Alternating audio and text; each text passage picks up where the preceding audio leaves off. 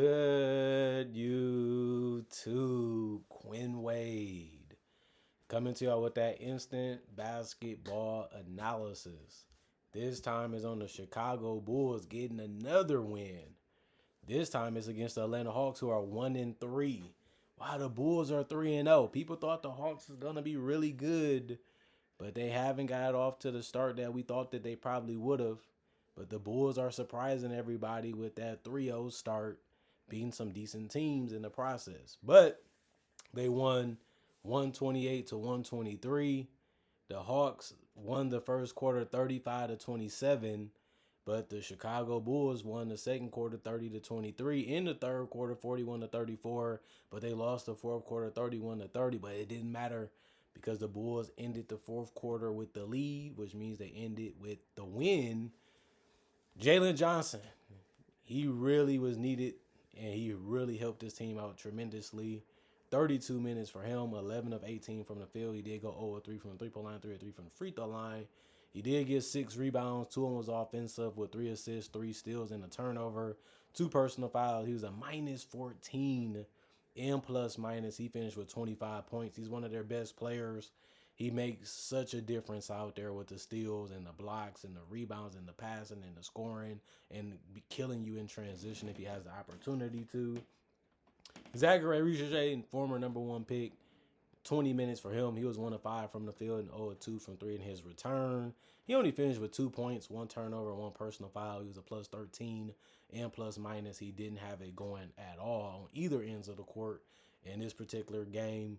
Kristaps Porzingis, the unicorn, 26 minutes, 11 of 17 from the field, 3 of 6 from 3, 2 of 2 from the free throw line, 27 points, 2 rebounds, 2 assists, 1 turnover, 1 personal foul. He really showed out and really was helping them in the fourth quarter get easy offense by attacking the rim and spacing the floor and knowing exactly where he needs to be at when he needs to be there. And it worked for the majority of the game, and it just wasn't enough to get them to win. Trae Young, 34 minutes, 7 of 22 from the field, 1 of 10 from 3, 6 of 7 from the free throw line. He missed a lot of shots today. That's always been the biggest problem with Trae Young is that he misses so many shots. And some of them you would think he will make and have better percentages on the shots that he's taking, especially because he's taking them basically during the entire season. But it just didn't fall for him today besides at the free throw line. He did have 17 assists with 3 rebounds. This was a game that shows you that if he can continue to figure out his teammates, he got enough weapons now. He got enough guys. The last game it made sense because guys was out. This game, majority of them was in, and he dimed them up real well, like he should. He's a very great passer, has good vision. Even though he's short and not the greatest athlete, he doesn't use that as an excuse for his greatness. And he looked at great when it came to passing and scoring a little bit. But he did only have that 1 turnover with 17 assists. That's very impressive. -5 and plus minus for him. Dyson Daniels still can't get his shot or his scoring going to this season. 34 minutes, 1 of 8 from the field, 7 rebounds, 2 of them was offensive, 2 assists, 3 steals, 1 turnover. He had 4 personal fouls, which was the most on the team. He was a -15 and plus minus. He did have a lot of steals today. He just can't put the ball in the basket at all so far. He's definitely going to have to figure that out because they paid him a lot of money and they feel like he's a big part of what they are and what they're going to be. He just haven't been doing his part, unfortunately. Onyeka Okongwu, 29 minutes, 8 of 11 from the field, 2 of 3 from the 3, 0 of 4 from the free throw line. A double-double, 18 points, 10 rebounds. 1 of them was offensive, 2 assists, 1 steal, 1 block, 2 personal fouls, a +4 and plus minus. You have to like the scoring. You have to like the efficiency. He just missed too many free throws, which is all of them at this point. But to still get a double-double in less than 30 minutes is really good. Muhammad, 10 minutes, 2 of 3 from the field, 0 of 1 from 3. +8 and plus minus, he finished with 4 points. Luke Kennard, 21 minutes, 2 of 2 from the field, 1 of 1 from 3, 2 of 2 from the free throw line. 3 rebounds, 1 of them was offensive, 2 assists, 1 turnover, 1 personal foul. A +4 and plus minus, he ended up having 7 points. Nickeil Alexander-Walker, 30 minutes. He's been the best bench player that they have had so far this year besides Onyeka, who's been there for a while. He was 6 of 11 from the field, 4 of 6 from 3, 1 of 2 from the free throw line. He finished with 17, 3 rebounds, 2 of them was offensive with 3 assists and a steal, 3 personal fouls. He was a minus 13 and plus minus. And then Keaton Wallace played 5 minutes, 0 of 1 from the field, 2 rebounds, 1 assist, 1 personal foul, a plus 1 and plus minus. The rest of the guys did not play. Coach's decision, 49 to 98, 50% from the field, 11 to 32, 34% from 3, 14 to 20, 70% from the free throw line, 36 rebounds, 32 assists, 8 steals, 1 block, 6 turnovers, 17 personal fouls. And then you look at the Chicago Bulls. They got beat in that first quarter and was able to figure it out for the rest of the game and stay ahead and end the game with the win. Isaac Okoro had some fun because he got a nice little dunk in there. 24 minutes for him. He was 4 of 8 from the field, 1 of 4 from 3, 1 of 1 from the free throw line. Had double figures with 10 points, 1 assist, 1 turnover, 2 personal fouls, and a minus 1 and plus minus. Matas Buzelis, 32 minutes, 6 of 14 from the field, 2 of 3 from 3, 2 of 3 from the free throw line, 16 points, 5 rebounds, 1 of them was offensive with 3 assists, 1 turnover, 2 personal fouls, and a plus 3 and plus minus. He's at his best when he's attacking the rim and getting out in transition. He settled for the 3 today, but it was good looks for the majority of them, so I can understand why. You just wish he would have knocked down a couple more, but it didn't happen. Nikola Vucevic, 34 minutes. He was 7 of 11 from the field, 1 of 4 from 3, 2 of 2 from the free throw line. He's showing you that he still got it figured out. He knows how to score. He knows how to be a great teammate. He knows what spots he should be in, and he knows how to keep the ball moving if he doesn't have a look that he likes. 9 assists with only 3 turnovers, 17 rebounds, 4 of them was offensive, 17 points with 2 steals. He only had 3 personal fouls and was a plus 11 and plus minus. A really strong game from him, and he's a big part of what they do, and he's happy to stay there, and he's showing you he's a big difference when he's out there, and that's something that has been very good to see, although he's getting older. Trey Jones had another great game.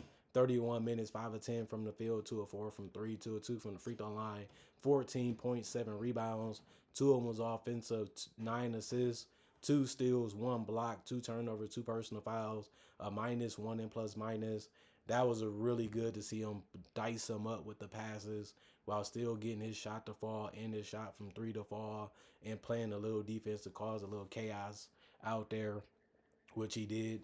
And then Josh Giddey hit some big shots and some big plays like he normally does for this team. 7 of 14 from the field, 2 of 5 from 3, 2 of 4 from the free throw line, 18 points, 13 rebounds, 1 of them was offensive, 5 assists, 1 steal, 1 block, 3 turnovers. He was a plus 3 and plus minus. The entire starting lineup got in double figures. That's always a great thing to see, showing that they're really clicking and they're really doing their part when they're on the court and maximizing their abilities to do as much as they can to help the team win. That the Chicago Bulls starters and majority of the bench did.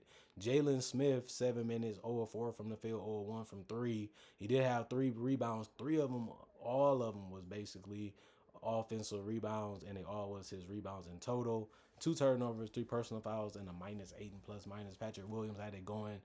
22 minutes, he was 4 of 9 from the field, 2 of 7 from 3, 2 of 3 from the free throw line, 2 assists, 3 rebounds, 1 of them was offensive, 1 personal foul, plus 1 and plus minus, 12 points. He loved what he was doing. Like, threes wasn't what he needed to keep doing, but that's why he found other ways to put the ball in the basket by putting it on the floor and getting close to that basket and knocking down the other shots. And he also made majority of his free throws. That helped. Julian Phillips, not 10 minutes, 2 of 4 from the field, 1 of 2 from 3, 1 block, 1 personal foul. He was a minus 3 and plus minus. He finished with 5. Kevin Huerter finally had a great game. 21 minutes. He was 6 of 8 from the field, 1 of 3 from the 3-point line, 2 of 2 from the free throw line. He had 15 points, 2 assists, 1 block, 2 turnovers, 4 personal fouls. He was a plus 8 and plus minus.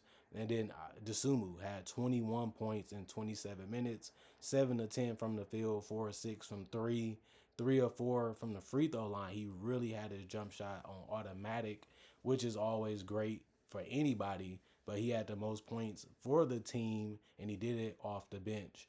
3 rebounds, 2 assists, also with 2 personal fouls, was a plus 12 and plus minus.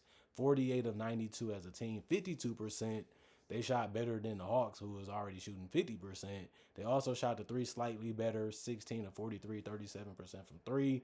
And they also shot the free throws a little bit better, 16 to 21. That's about 76%. 51 rebounds. They won that battle massively. 33 assists. They also won that battle by one. They had less steals because they only had five compared to the eight that the Hawks had. They had more blocks with four compared to the Hawks one. They had 14 turnovers, which is way more than the Hawks. And they also had 20 personal fouls, which was more than the Hawks, but they shot more free throws by one. So the Bulls, it wasn't pretty, but they got the job done. And they had fun out there, and they really have been playing with so much energy. And I love the fact that they really keep that ball moving, but they also isn't afraid to take the big shots. Somebody has to do it, and they trust that we can't find the guy. We're not afraid to do it, and that's something that you have to like within young teams. Developing that confidence. They put the work in during the off season. They put the work in during the scrimmages in preseason. Now they plan for the wins. And the Bulls have won every game, so you have to give them a lot of credit because a lot of people didn't see them getting off to a start like this. I know it ain't crazy. It's only 3 games, but that's still a really good thing because they really have been figuring out how to execute in the fourth quarter, how not to force things, how not to rush things, and how to stay composed and play with so much poise as young players. And Giddey has really been a great leader in that. And Vucevic has been too, setting those screens and being ready to shoot, being ready to drive, being ready to lay it in, crashing the boards. Just for good fundamentals is what this team is basically doing. And they're not really taking too many bad shots. You actually have to like that too because sometimes the hero ball takes over, especially with young teams. Somebody wants to prove more than what everybody else is doing, so they take it their way and do it their way. And sometimes they get in the way of winning. And that's not really happening with these group of guys going back to last year. And it's good to see that continue at the same time. And for the Hawks, there's nothing you can do. You just got beat by the better team today. You would think that the Hawks would be better. They got a lot of new pieces. They got a lot of guys that are still growing. They have a lot of guys that are still trying to prove things. And they still just got to figure out how to play together, how to play winning basketball, how to make each other better, how to make everybody more comfortable when they're out there, and how to make things easier for themselves. That's the coach's job, but they still got to take the things that he implement and do it themselves on the court also.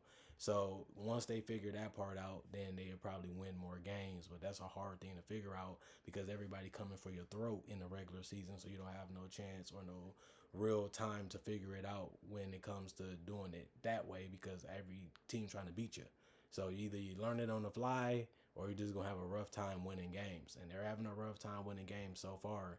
So we'll see what they end up doing, as the season continue. But the Hawks have a great roster. They have a great fit with their star, Trae Young. They have the right pieces on paper. They just got to figure out how to get the best out of them, how to get the team all on the same page on both ends of the court. They have defensive players. They have offensive players. They have guys that can shoot. They have guys that can handle the ball. They have guys that can make plays. And they have a star that can take over in the fourth quarter and do some heavy lifting from time to time because he has shown that in Trae Young. But it is not clicking yet, but they have a lot more games to still figure it out. Let's not rush to conclusion. Let's not count them out just yet.